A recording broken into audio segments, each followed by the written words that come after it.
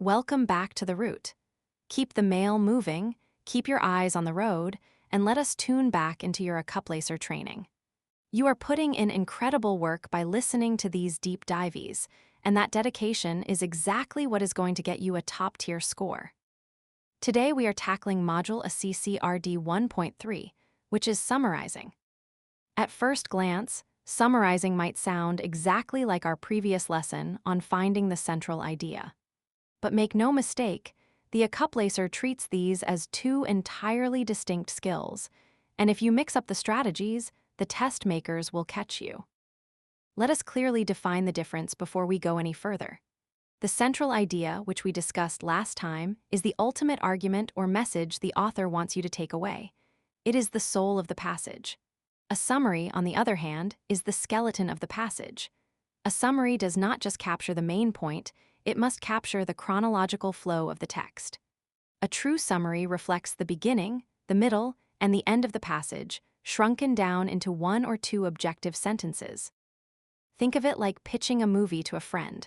If your friend asks what a movie is about, you do not describe the color of the main character's shoes, and you do not just tell them the moral of the story. You give them the bare bones of the plot. You say, first this happened, then there was a major conflict, and finally, it was resolved like this. That is exactly what the couplacer wants you to do with academic text. Because a summary has to capture the entire flow of the passage, the test makers have designed 3 specific traps to trick you.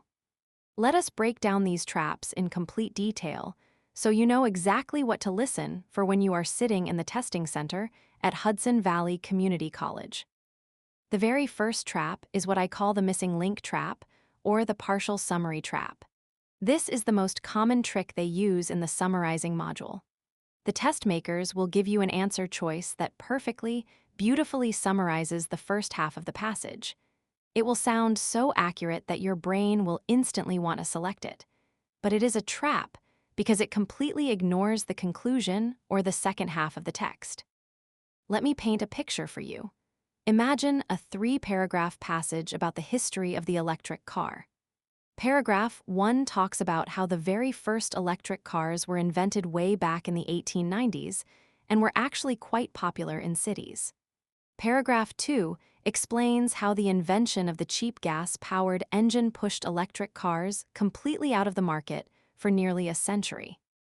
Paragraph 3 discusses how modern concerns about climate change and the invention of lithium-ion batteries have recently brought electric cars back to the forefront of the automotive industry. Now, look at the test question.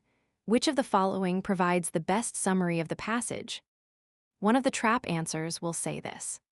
The passage describes the early invention of electric vehicles in the 1890s and explains how cheaper gas-powered engines eventually caused them to disappear from the market. Listen to that carefully. Is it true? Yes, it is factually true based on the text. Does it summarize the beginning? Yes. Does it summarize the middle? Yes, but it completely drops the ending. It says nothing about climate change, lithium-ion batteries, or the modern revival of the electric car. Because it misses the final link of the chain, it is a partial summary, and therefore it is 100% wrong. A perfect summary on the couplacer must be an umbrella that covers the introduction, the middle pivot, and the final resolution. If an answer choice chops off the ending of the passage, you must eliminate it immediately. The second trap they will throw at you is the opinion trap, also known as the editorial trap. This is a subtle and dangerous trick. A good summary must be relentlessly objective. It should act like a mirror, simply reflecting what the author wrote without adding any judgments, emotions, or opinions. The test makers will try to sneak an opinionated adjective or an emotional word into the answer choices to see if you are paying attention. Imagine a passage that objectively describes how a city council voted to change local zoning laws to allow more high-rise apartments, which led to increased traffic in the downtown area.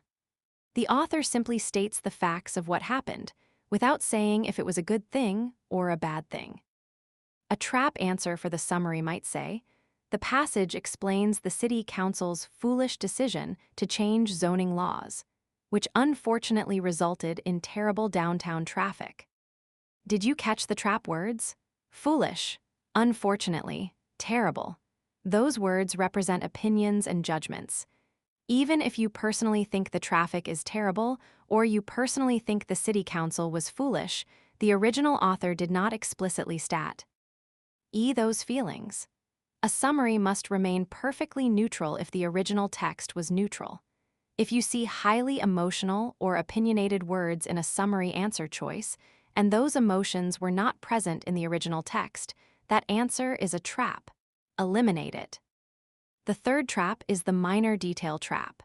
This happens when an answer choice takes one tiny, insignificant statistic or a brief quote from the passage and elevates it to make it sound like it was the most important part of the entire text. In a good summary, all the minor details, specific dates, exact numbers, and small examples should be stripped away. You only want the skeleton. If an answer choice focuses heavily on the fact that a specific event happened on a Tuesday in 1984, it is probably too zoomed in to be a proper summary of the whole passage. Now that you know the traps, let us talk about your execution strategy. How do you actively find the right answer when you are staring at the computer monitor next Tuesday? You are going to use a technique I call the 3-step mental outline.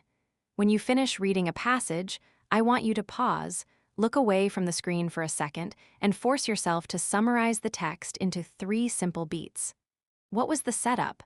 What was the complication or the middle point? And what was the resolution or the conclusion? Let us go back to the electric car passage. Your mental 3-step outline should be: Step 1, early electric cars were popular. Step 2, gas engines took over. Step 3, modern batteries brought electric cars back. Once you have established that 3-step rhythm in your head, look down at your multiple choice options. You are now armed and dangerous. You will evaluate every single answer choice against your 3-step outline. Answer choice A might only have steps 1 and 2. You eliminate it because it is a partial summary. Answer choice B might have steps 1, 2, and 3, but it adds a word like unfortunately, introducing an opinion. You eliminate it. Answer choice C might focus entirely on the invention of the gas engine, making it too narrow. You eliminate it. Then you will find the right answer. It will smoothly combine all 3 of your mental steps into one objective sentence.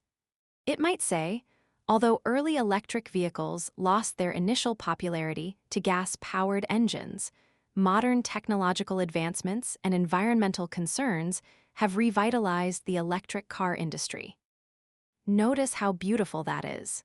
It gives you the history, the decline, and the revival, all without using extreme language, without introducing outside opinions, and without getting bogged down in minor details like exact dates.